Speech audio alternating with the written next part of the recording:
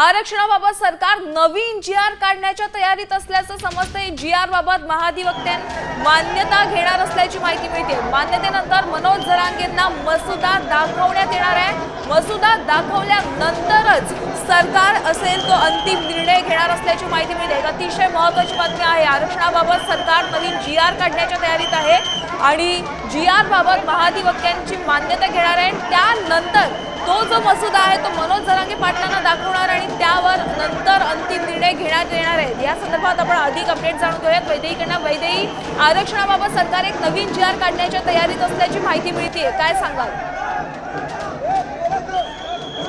नक्कीच आपण पाहणार आहोत। सध्या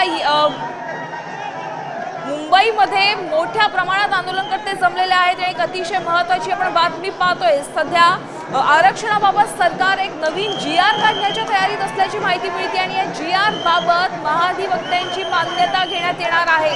मान्यता घेतल्यानंतर तो जी-आर मनोज जरांगे पाटलांना दाखवण्यात येणार आहे आणि तो दाखवल्याच्या नंतर मनोज जरांगे पाटलांची परवानगी मिळाली त्यानंतर त्यावर अंतिम निर्णय घेण्यात येणार आहे। अतिशय महत्त्वाची बातमी आपण पाहतोय।